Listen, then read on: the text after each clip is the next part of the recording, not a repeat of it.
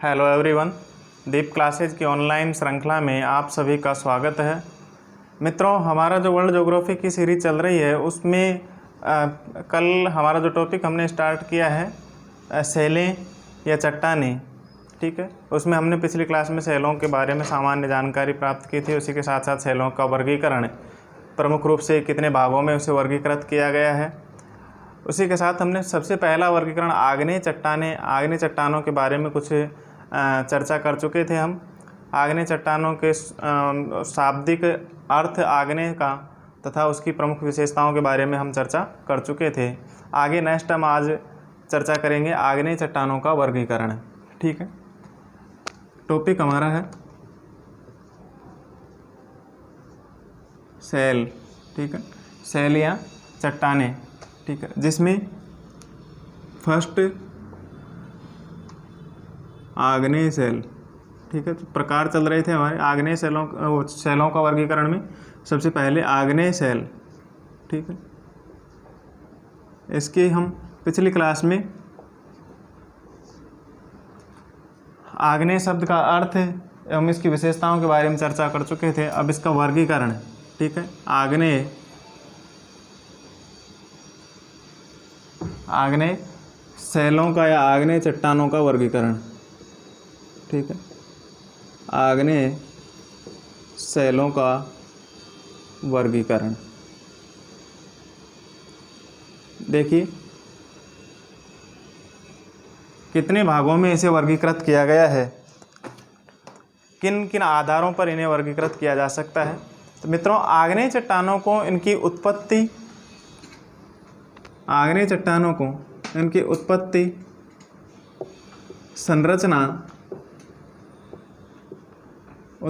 संरचना, रंग एवं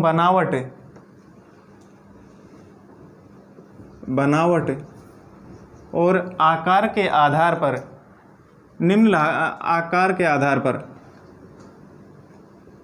एवं आकार के आधार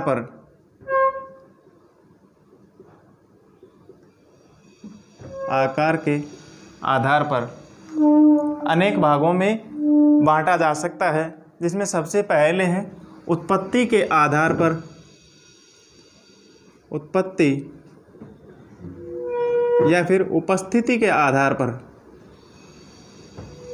उपस्थिति के आधार पर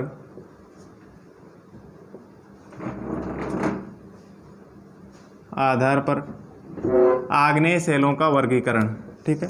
उपस्थिति के आधार पर आग्नेय सेलों का वर्गीकरण। इसमें सबसे पहले है आग्नेय आंतरिक आग्नेय चट्टान। इसमें सबसे पहले है आंतरिक आग्नेय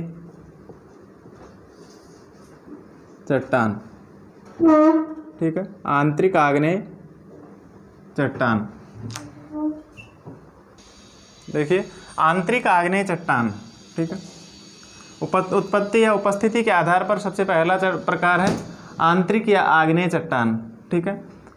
आंतरिक या आग्नेय चट्टान, इसमें क्या है, ज्वालामुखी क्रिया के कारण तप्त लावा ऊपरी मुखी गमन करता है, मतलब ऊपर की ओर क्या है, निकलता है, ठीक है। आंतरिक आग्नेय चट्टानों में ज्वालामुखी क्रिया के कारण जो गर्म लावा है वह क्या होता है, ऊपर की ओर निकलता है, लेकिन ऊपर ना पहुंच करके वो क्या होता है, धरातल के नीचे ही परतों में वो क्या हो जाता है, ठोस रूप धारण कर लेता है, ठीक है।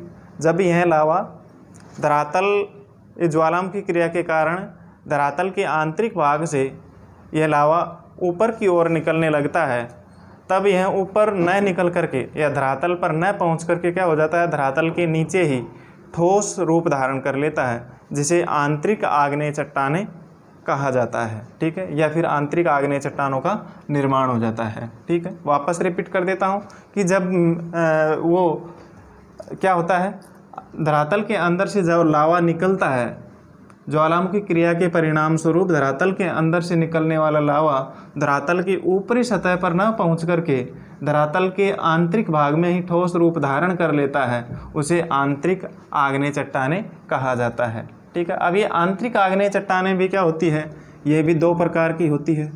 आंतरिक आग्नेय चट्टानें भी 2 प्रकार की होती है, ठीक है। अब ये 2 प्रकार की कौन कौन सी होती है, एक तो होती है पातालीय, ठीक है, पातालीय आंतरिक चट्टानें, ठीक है, और एक होती है मध्यवर्ती आंतरिक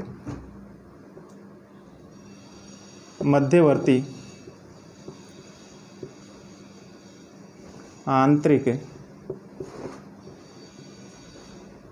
आग्नेय चट्टानें, मध्यवर्ती आंतरिक आग्नेय चट्टानें होती है, ठीक है। पातालीय आंतरिक आग्नेय चट्टानें, ठीक है, पातालीय आंतरिक आग्नेय चट्टानें ये क्या होती है, इनका निर्माण अत्यधिक गहराई में होता है, ठीक है, जहाँ पर तापमान क्या होता है, बहुत अधिक होता है। यहाँ पर तापमान क्या होता है, तापमान बहुत अधिक, ठीक है, बहुत अधिक, और गहराई भी क्या होती है,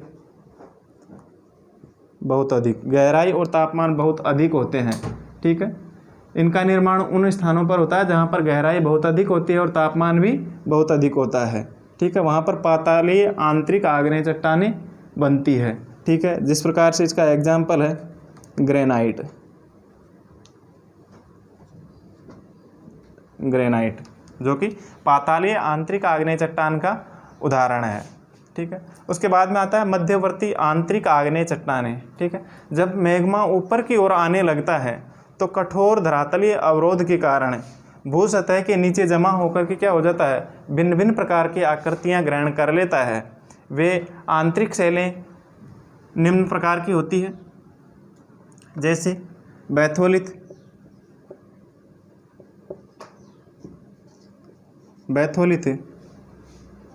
लैकोलिथ, बैथोलिथ, लैकोलिथ, फैकोलिथ,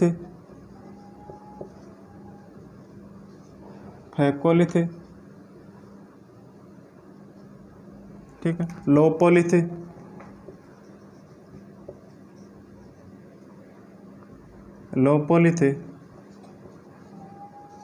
सिल डाइक,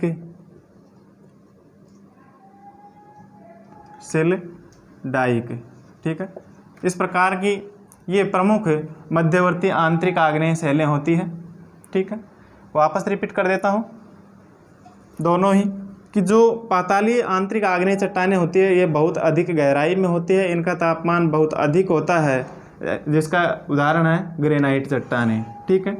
जबकि मध्यवर्ती आंतरिक आग्नेय चट्टानें जो कि जब मैग्मा ऊपर की ओर गमन करता है, ठीक है, जब लावा धरातल पर ऊपर की ओर आता है, ठीक है, तो धरातल पर ऊपर की ओर आने के पश्चात धरातलीय अवरोध अधिक होने से या धरातलीय अवरोध होने के कारण या धरातल की ऊपरी सतह कठोर होने के कारण मैग्मा धरातल की ऊपरी सतह पर न पहुंच करके उसके नीचे अलग अलग आकृतियों में निर्मित हो जाता है या अलग अलग आकृतियां निर्माण कर लेता है, जिसके कारण अनेक मध्यवर्ती आंतरिक आग्नेय शैलें निर्मित होती है, जैसे कि बैथोलिथ, लैकोलिथ, फैकोलिथ, लोपोलिथ, सिल डाइक आदि अलग अलग स्थलाकृतियाँ या अलग अलग शैलें धरातल की आंतरिक सतह में निर्मित हो जाती है, ठीक है। जिसमें सबसे पहले हम एक एक करके इनकी बात करते हैं।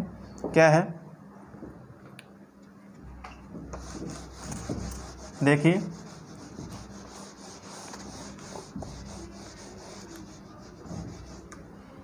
बैथोलिथ,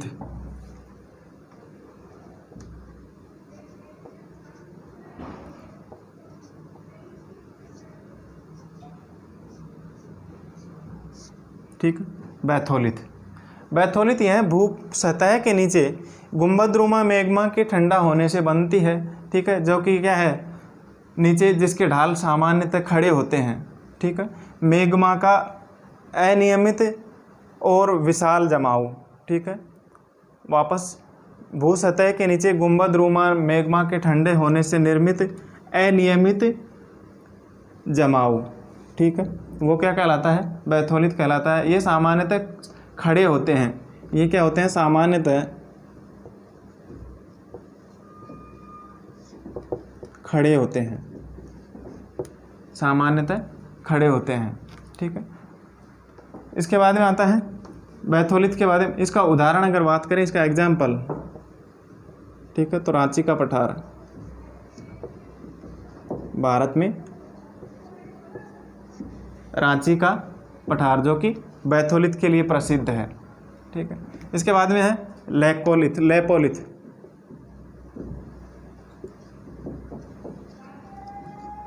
लेपोलिथ। अब हमें इन सभी स्थलाकृतियों का, हमें इन सभी शैलों का पता है कि पृथ्वी के आंतरिक भाग में यह धरातल की कठोर सतह के नीचे ये क्या होते हैं, सतह के नीचे अलग अलग आकृतियों में निर्मित होने वाली आकृतियां हैं। ठीक है, तो लेपोलिथ ये धरातलीय सतह के नीचे परतदार शैलों के बीच में उत्तल ढालनुमा या उत्तल ढाल वाला एक वृहदाकार मैग्मा का जो जमाव होता है, छोटे गुंबद नुमा जमाव, ठीक है, वो क्या कहलाते हैं, लेपोलिथ कहलाते हैं। ये क्या कहलाते हैं, लेपोलिथ कहलाते हैं। ठीक है, बैथोलिथ एक विशाल गुंबद नुमा विशाल अनियमित जमाव, वो तो कहलाते हैं बैथोलिथ। और लेपोलिथ ये क्या कहलाते हैं, ये कैसे होते हैं, एक वृहदाकार मैग्मा के जमाव छोटे गुंबदनुमा होते हैं, छोटे गुंबदनुमा जमाव होते हैं, वो क्या कहलाते हैं, लेकोलिथ कहलाते हैं, लेकोलिथ। ठीक है, ये है लेकोलिथ कहलाते हैं। इसके बाद में आता है लेपोलिथ।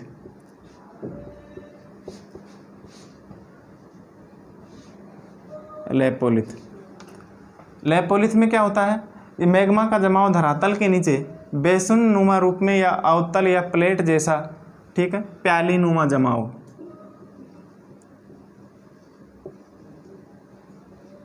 मैग्मा का प्याली नुमा जमाव।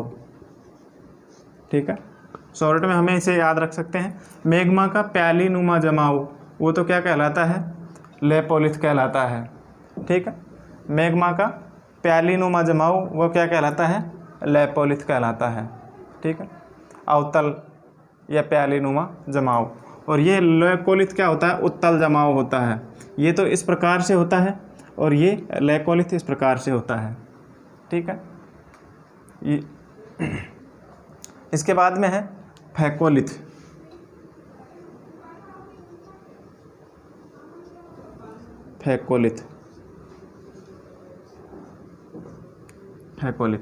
देखिए, फेकोलिथ यह भी भू सतह के नीचे जब लावा का जमाव लहर नुमा रूप में जमा हो जाता है, लावा का लहर नुमा जमाव, ये क्या कहलाता है, फेकोलिथ कहलाता है। ठीक है, इस प्रकार से लावा का लहर नुमा जमाव वो क्या होता है, फेकोलिथ कहलाता है। ठीक है, और ये प्याली नुमा जमाव है। ठीक है, इस प्रकार से ये प्याली नुमा जमाव ये लेपोलिथ कहलाता है। और ये उत्तल जमाव, ठीक है, ये कहलाता है लेकोलिथ। और यह है वृहदाकार अनियमित गुंबद नुमा जमाव। ठीक है, एक विशाल अनियमित गुंबद नुमा जमाव वह कहलाता है बैथोलिथ। इससे छोटे आकार में जो गुंबद नुमा जमाव होते हैं, ठीक है, उत्तल जमाव होते हैं, वो कहलाते हैं लेकोलिथ। और इसके विपरीत जो प्याली नुमा जमाव होते हैं वो कहलाते हैं लेपोलिथ। जो मैग्मा का लहर नुमा जमाव पृथ्वी के आंतरिक समय या धरातल की निचली सतह में जो लहर नुमा जो जमाव पाया जाता है, मैग्मा का लहर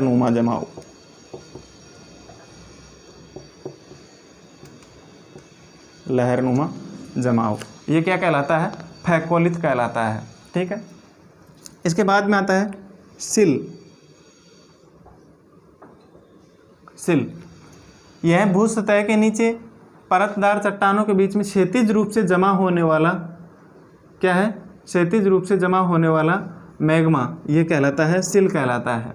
ठीक है, अगर इसकी मोटाई 1 मीटर से कम होती है, 1 मीटर से कम हो तो ये क्या कहलाती है, फिर सीट कहलाती है। ठीक है, सिल भूतल या भू सतह के नीचे परतदार चट्टानों में क्षैतिज रूप से जो मैग्मा का जमाव पाया जाता है। ठीक है, जो कि जिसका जमाव 1 मीटर से अधिक हो, ठीक है, वह क्या कहलाता है, सिल कहलाता है। और जब इसका जमाव 1 मीटर से कम होता है तो सिल नहीं कहला कर क्या कहलाता है, सिट कहलाता है, ठीक है, सिट कहलाता है। उसके बाद में है डाइक।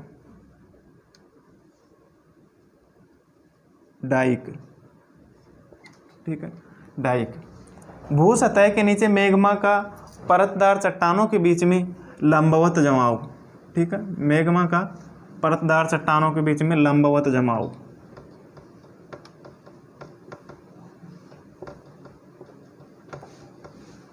ये क्या कहलाता है, डाइक कहलाता है। इस प्रकार से भू सतह के नीचे मैग्मा का जो चट्टानों परतदार चट्टानों के बीच में लंबवत जमाव या खंबे नुमा जमाव पाया जाता है वो क्या कहलाता है, डाइक कहलाता है, ठीक है, ये डाइक कहलाता है।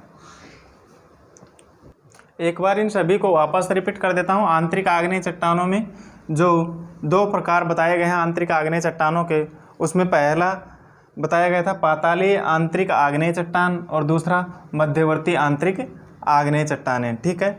इसमें जो मध्यवर्ती आंतरिक आग्नेय चट्टानें थी, इन मध्यवर्ती आंतरिक आग्नेय चट्टानों में हमने पढ़ा था कि जो सतह जो मैग्मा के ऊपर क्या होता है, गमन करने के पश्चात धरातलीय अवरोध के कारण जो भू सतह क्या हो जाती है, भू सतह के नीचे मैग्मा का जो जमाव होता है वह अलग अलग आकृतियों में, ठीक है, या अलग अलग आकृतियां ग्रहण कर लेते हैं, जिनमें अनेक शैलें निर्मित होती है, जैसे कि बैथोलिथ, लेकोलिथ, लोपोलिथ, फैकोलिथ, सिल और डाइक, ठीक है। बैथोलिथ मैग्मा का विशाल वृहद अनियमित गुंबदकार या वृहद अनियमित गुंबदनुमा जमाव, वो तो कहलाता है बैथोलिथ। लेकोलिथ मैग्मा का उत्तल जमाव, ठीक है, मैग्मा का उत्तल या छोटा गुंबदनुमा जमाव वो कहलाता है लेकोलिथ। लेपोलिथ मैग्मा का प्यालीनुमा जमाव, ठीक है, भू सतह के नीचे मैग्मा का प्यालीनुमा जमाव वो कहलाता है लेपोलिथ, ठीक है।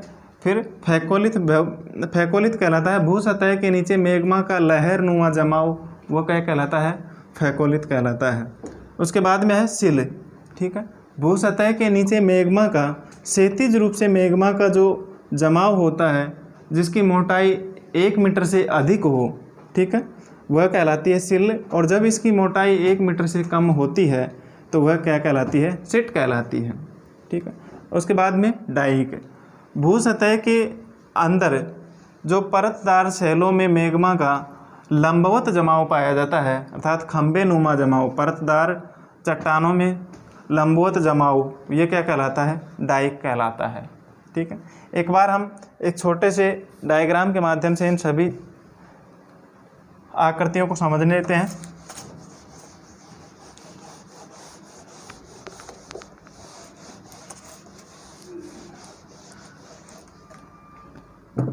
देखिए, जैसे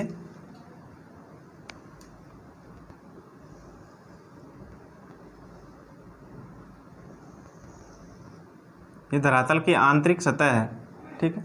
इस धरातल की आंतरिक सतह में यहाँ पर कौन कौन सी अलग अलग स्थलाकृतियाँ ये निर्मित होती है। सबसे पहले जो मैग्मा का विशाल वृहद अनियमित जमाव है, ये है आंतरिक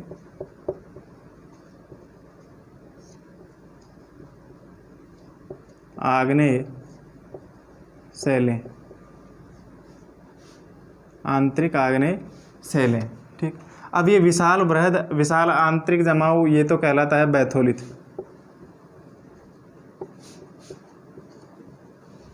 ठीक है। मैग्मा का वृहद अनियमित कार्य या वृहद अनियमित जमाव ये तो बैथोलिथ कहलाता है, ठीक है। अब इस बैथोलिथ में अब जहाँ मैग्मा का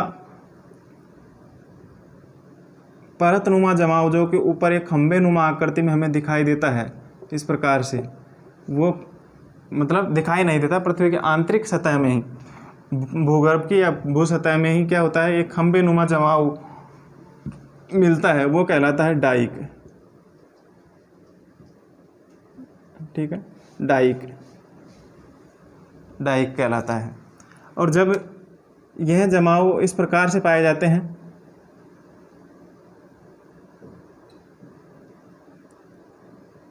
ठीक है, इस प्रकार से आंतरिक भाग में, तो ये कहलाते हैं शीट, इनकी मोटाई 1 मीटर से कम होती है तो ये क्या कहलाते हैं, शीट कहलाते हैं। और जब इनकी मोटाई 1 मीटर से अधिक हो,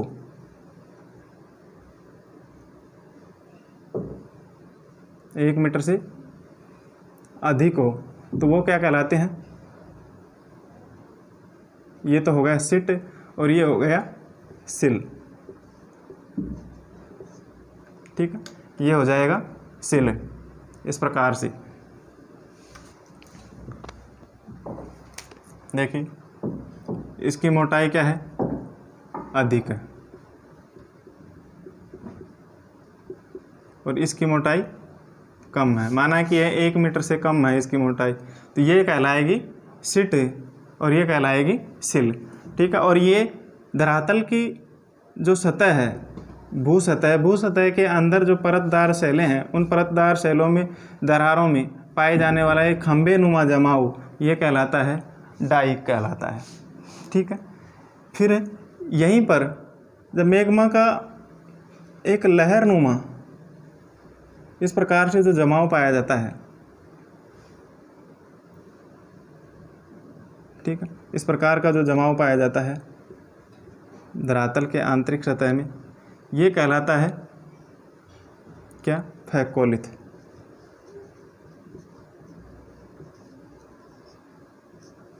ये फैकोलिथ कहलाता है।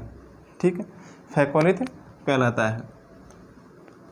और यहाँ पर लैपोलिथ, मैग्मा का प्यालीनुमा जमाव।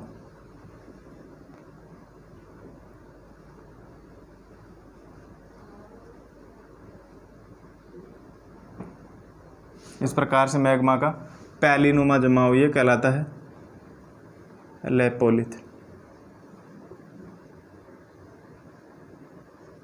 या अवतल जमाव, जो कि अवतल जमाव होता है वो कहलाता है, क्या कहलाता है, लैपोलिथ। प्यालीनुमा या अवतल जमाव ये कहलाता है लैपोलिथ। ठीक है, इसके बाद में आता है लैकोलिथ, जो कि क्या है, उत्तल जमाव, मैग्मा का उत्तल जमाव।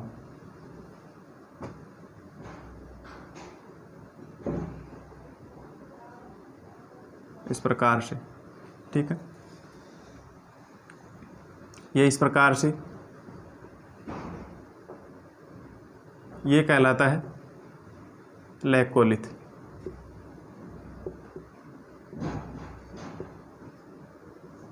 ठीक है, और ये कहलाता है लैपोलिथ। ये प्यालीनुमा जमाव या उत्तल जमाव। ठीक है, और ये अवतल जमाव, प्यालीनुमा जमाव या अवतल जमाव, ये है उत्तल जमाव। ठीक है, लैकोलिथ कहलाता है। इसके बाद में आगे ये इस प्रकार से प्रमुख स्थलाकृतियाँ हो गई। ठीक है, आगे है मित्रों नेक्स्ट आंतरिक आग्नेय चट्टानों के बाद में है बहिर्वर्ती आग्नेय चट्टानें।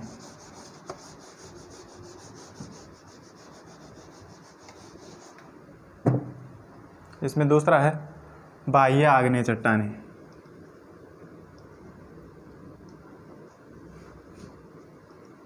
बाह्य आग्नेय चट्टानें। ठीक, उत्पत्ति या उपस्थिति के आधार पर पहले हमने पढ़ी थी आंतरिक आग्नेय चट्टानें। आंतरिक आग्नेय चट्टानों में एक तो पातालीय और दूसरी मध्यवर्ती आंतरिक आग्नेय चट्टानें। ठीक है, मध्यवर्ती आंतरिक आग्नेय चट्टानों की हमने अलग अलग चट्टानें पढ़ी हैं। ठीक है, बैथोलिथ, लैकोलिथ, सिल, शीट, स्टोक, फैकोलिथ। ठीक है, इसके बाद में यह है बाह्य आग्नेय चट्टानें। ठीक है, बाह्य आग्नेय चट्टानें जब ज्वालामुखी लावा धरातल पर आकर क्या हो जाता है, ठंडा होकर के एक ठोस रूप धारण कर लेता है, तो वह क्या कहलाता है, बाह्य आग्नेय शैल कहलाती है। ठीक है, जब ज्वालामुखी का लावा धरातल पर आकर के ऊपर ठंडा होकर के क्या हो जाता है, ठोस रूप धारण कर लेता है, तो वह कहलाते हैं बाह्य आग्नेय चट्टानें कहलाती है। इसका एग्जाम्पल, हम इसके एग्जाम्पल की बात करें तो इसका एग्जाम्पल है बेसाल्ट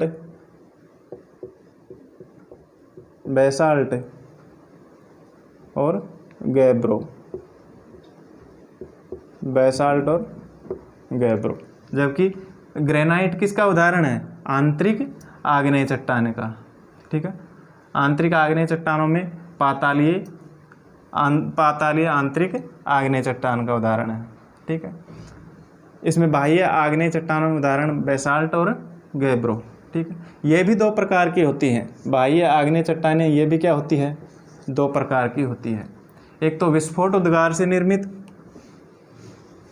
पहली विस्फोट उद्गार से निर्मित, विस्फोट उद्गार से निर्मित, विस्फोट उद्गार से निर्मित बाह्य आग्नेय चट्टानें। ठीक है, दूसरी है शांत प्रकार के उद्गार से निर्मित, शांत प्रकार के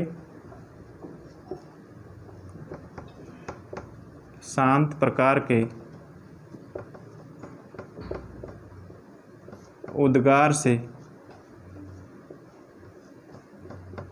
निर्मित बाह्य आग्नेय चट्टानें। ठीक है, पहली विस्फोट उद्गार से निर्मित बाह्य आग्नेय चट्टानें और दूसरी शांत प्रकार के उद्गार से निर्मित बाह्य आग्नेय चट्टानें। ठीक है, अब इसमें सबसे पहले विस्फोट उद्गार से निर्मित बाह्य आग्नेय चट्टान, ठीक है, कौन सी होती है? देखिए इसकी क्या विशेषताएं हैं। यह तीव्र गति से या तीव्र गति के ज्वालामुखी उद्गार के कारण लावा के साथ साथ क्या होती है? कुछ ठोस पदार्थ भी बाहर लेकर के आती है। ठीक है, वापस तीव्र गति के ज्वालामुखी उद्गार के कारण लावा के साथ साथ कुछ ठोस पदार्थ भी बाहर आते हैं और क्षेत्र विशेष में इनका जमाव होता है। किनका? विस्फोट उद्गार से निर्मित जो ज्वालामुखी चट्टानें हैं वो एक क्षेत्र विशेष में इनका जमाव होता है। इन चट्टानों के बड़े टुकड़ों को बम कहा जाता है। ठीक है, इन चट्टानों के बड़े टुकड़े क्या कहलाते हैं? बम। इन चट्टानों के बड़े टुकड़े बम कहलाते हैं। ठीक है, तथा मटर के दाने जैसे छोटे टुकड़ों को लेपेली कहा जाता है। मटर के दाने जैसे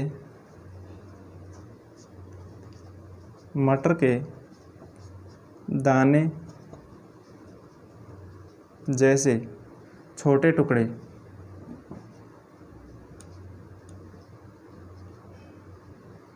क्या कहलाते हैं? लेपेली। मटर के दाने जैसे छोटे टुकड़े लेपेली कहलाते हैं। ठीक है, मटर के दाने जैसे छोटे टुकड़े लेपेली कहलाते हैं तथा इनसे भी महीन या बारीक कणों वाले ज्वालामुखी राख कहलाते हैं।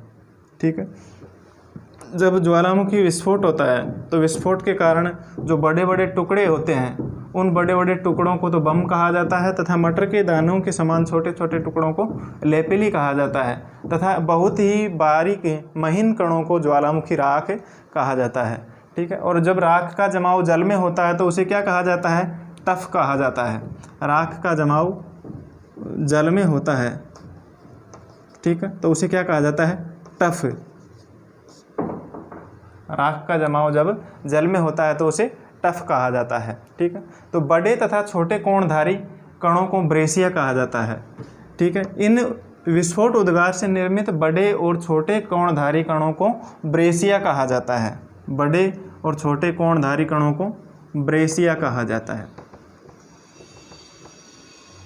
ठीक है, विस्फोटक ज्वालामुखी उद्गार के कारण जो बड़े और छोटे कणों वाले या कोणधारी कण वाले जो टुकड़े होते हैं उन्हें ब्रेसिया कहा जाता है। ठीक है, उसके बाद में है शांत प्रकार के उद्गार से निर्मित ज्वालामुखी।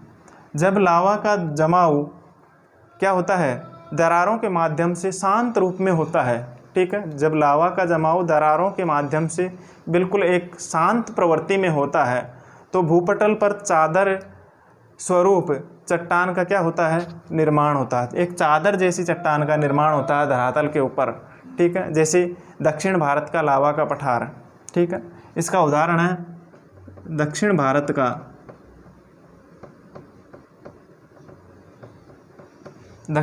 का लावा पठार।